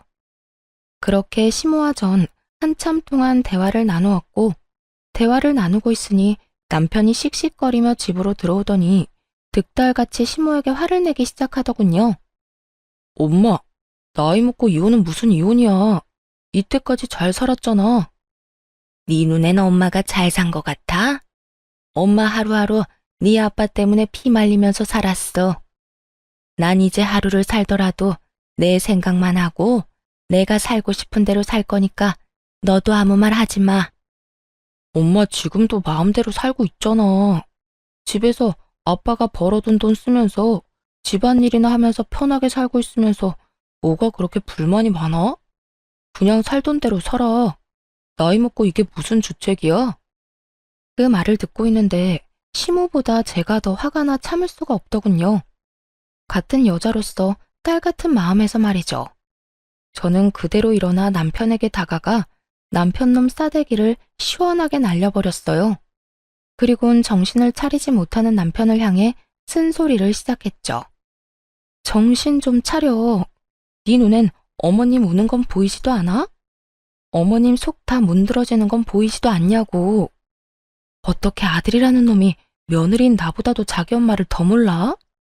어떻게 된 아들이 엄마 가슴에 대못을 받고 있냐고. 제가 소리를 지르며 바른 말을 하자 남편은 악에 바친 듯 욕을 하며 저에게 상관 말라고 고함을 지르더군요. 너 미쳤어? 감히 누구 얼굴에 손을 대? 그리고 이건 우리 집 문제야. 네가 뭔데 혼수질이야? 저리 비키지 못해? 그런 남편의 모습을 보는데 그제야 이혼에 대한 2000% 확신이 들더라고요. 시댁에서 이혼을 마음먹는 그 순간에도 혹시나 아주 혹시나 홧김이 아닐까 하는 우려가 아주 깨끗이 씻겨 내려가는 기분이었죠. 그래, 내가 무슨 자격이 있다고 상관을 하겠어. 나 이제 당신이랑 이혼할 건데 이건 좀 아니긴 하다. 그렇지? 뭐야? 이혼? 이혼이 무슨 전염병이야? 너도 나도 다 이혼하게? 정신 차려. 아무리 화난다고 해도 그런 말 함부로 하는 거 아니야. 홧김 아니고 진심. 아까 당신 집에서 이야기하고 싶었는데 그땐 홧김이 아닐까, 후회하진 않을까 멍청하게도 고민돼서 말 못했거든. 그런데 당신 이따위로 최악인 모습 보니까 비로소 확신이 선다. 이혼해 우리. 난 당신 같은 놈이랑 더는 못 살아. 아니, 안 살아. 저는 단호했고 그런 저의 태도에 남편은 모든 걸 시모의 탓으로 돌리기 시작하더군요. 아니, 이까진 일로 무슨 이혼이야. 이게 다 엄마 때문이잖아. 괜히 별거 아닌 일로 이혼하자고 말 꺼내서 이 사람까지 이혼 타령하는 거 아니야. 어떻게 책임질 거야? 남편은 끝까지 최악의 배우자이자 최악의 아들이었고 전 그런 남편에게 확실하게 사실만을 말해줘야 했습니다. 야, 누굴 탓해 지금? 우리가 이혼하는 건 그 누구의 탓이 아니라 오로지 당신 때문이야. 당신이 하는 행동이 우리의 약속과는 너무나도 달랐고 그런 행동을 하면서도 당신은 어쩔 수 없어 미안해하는 게 아니라 너무나도 당당하게 당연하다는 듯 그런 행동을 했어. 난 그런 당신 행동에서 더는 당신 같은 인간을 믿고 살 수 없다고 생각했고 지금 이 순간까지 어머님 탓만 하는 당신 행동 때문에 이혼을 확신하게 된 거야. 그러니까 어머님 탓할 생각은 하지도 마. 참나. 야, 누가 이혼하자고 하면 무서워할 줄 알아? 나도 좋다 이거야. 우리 아버지가 너랑 이혼하고 오면 더 좋아하시겠네. 그렇지 않아도 너 같은 며느리는 꼴도 보기 싫다고 노래를 부르셨는데 이혼했다고 하면 그 재산 당장 다 물려주시지 않겠어? 난 그 재산 받아서 떵떵거리면서 잘 살 테니 그때 가서 후회나 하지 마. 너나 후회하지 마. 그 재산이 진짜 당장 네 손에 들어올 것 같아? 당신이 당신 아버지를 몰라도 너무 모르네. 내가 모르긴 뭘 몰라. 아마 모르긴 몰라도 이혼했다고 하면 재산 다는 아니더라도 크게 한몫 떼주시겠지. 하여튼 이혼해 줄 테니까 나중에 울고불고 매달리지나 마. 엄마도 마찬가지야. 아버지가 엄마한테 재산 한 푼도 안 준다고 했거든. 그러니까 아버지 화 더 돋우지 말고 집으로 들어오는 게 좋은 거야. 그러면 나는 먼저 가 있을 테니 두 사람 다 생각 잘하라고. 남편놈은 끝까지 헛된 기대를 품고 집을 나가버렸고 저와 시모는 그런 남편놈의 뒷모습을 보며 동시에 혀끝을 찼습니다. 그렇게 시모와 저의 이혼은 진행되었어요. 우선 저는 부당한 대우를 이유로 시부와 남편에게 위자료를 청구했고 많지 않은 금액이지만 어찌되었든 위자료를 받을 수 있었어요. 그리고 시모 역시 시부에게 위자료와 총 재산의 절반을 분할받고 제대로 이혼할 수 있게 되었네요. 끝까지 이혼을 거부하던 시부는 이혼이 선고되던 그날 눈물까지 흘리며 시모에게 매달리는 모습을 볼 수 있었죠. 당신, 아니 여보, 내가 다 잘못했네. 잘못했어. 이제 와서 내가 당신 없이 어떻게 산다는 말이야. 나 당신 없으면 잠도 제대로 못 자는 거 알면서 꼭 이렇게까지 해야겠어? 네, 이렇게까지 해야겠어요. 잠을 못 자면 정신병원에 가보세요. 요즘 약 잘 나와서 아마 금방 잠들 수 있을 거예요. 여보, 그러지 말고 잘 생각해봐. 내 나이도 그렇고 당신 나이도 그렇고 서로 의지하고 등이나 긁어주면서 잘 살아야 할 나이인데 지금 이혼해서 어쩌자고 이러는 게야? 어쩌긴요.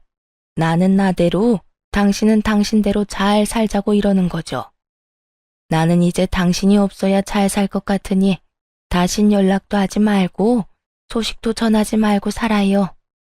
그러면 잘 가고 저승길에서도 마주치지 맙시다. 시모는 애걸복걸하며 매달리는 시부를 뿌리치고 가버렸고 전 남편은 끝까지 저에게 후회할 거라며 아주 희망에 차 있더군요. 당신 후회하지 마. 이제 아버지 재산 다 받으면 우리 고생도 다 끝일 텐데 그때 가서 후회하지 말라고. 난 후회 절대 안 하니까 네 꼬장꼬장한 아버지나 잘 데리고 잘 살아봐. 제 말에 남편은 콧방귀를 끼고 가버렸고 그렇게 반년도 채 되지 않아 울먹이며 전화가 왔더군요. 여보, 나 재산이고 뭐고 미쳐버릴 것 같아. 아버지랑 도저히 못 살 것 같다고. 이제 와서 왜? 고생은 다 끝났다고 입이 귀에 걸렸더니. 고생이 다 끝나기는. 나 요즘 아버지 때문에 너무 힘들어. 정말 우리 아버지 너무하는 거 아니야? 손가락 하나 까딱 안 하고 다 시켜 먹는데 조금이라도 본인 마음에 안 들면 이따위로 하면 재산이고 뭐고 없다면서 어깃장까지 놓는다니까.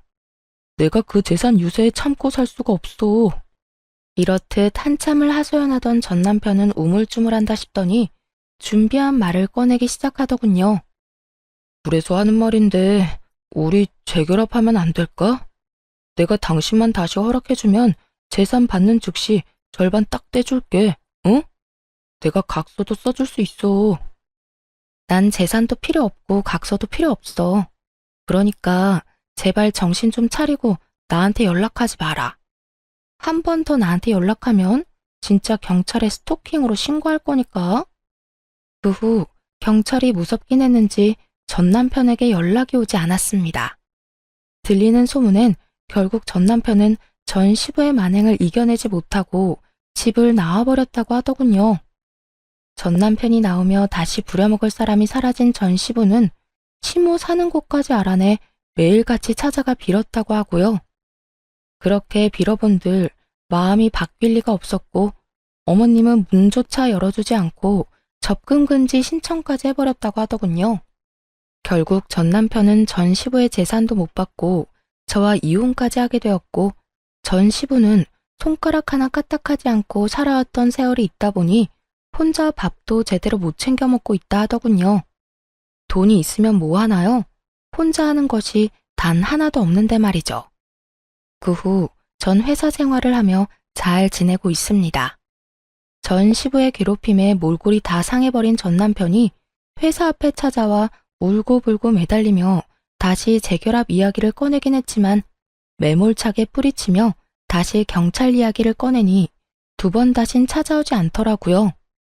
꽁지 빠지게 도망치는 꼴이 얼마나 통쾌했는 줄 모릅니다. 그렇게 그 집과는 연을 다 끊었는데 어머님과는 꾸준히 연을 이어오고 있어요. 어머님과 연락을 자주 하며 밥도 먹고 가끔 영화도 보며 데이트를 즐기기도 하고 가까운 근교로 산책하러 나가기도 하고요. 어머님은 요즘 노인 학교에 다니고 계시는데요. 배움이 짧아 한평생 한이셨는데 이혼을 한 후 하고 싶었던 공부도 하게 되었다며 그 한을 풀었다고 하시곤 한답니다. 그런 어머님의 모습을 보며 저 역시 많은 것을 배우고 또 느끼곤 해요. 어머님이 지금 행복을 찾으셨듯 저 역시 언젠가는 이혼의 아픔을 다 이겨내고 진정한 행복을 찾을 수 있겠죠? 이로써 저의 긴 이야기가 끝이 났습니다. 저의 긴 이야기 끝까지 함께 해주셔서 감사합니다.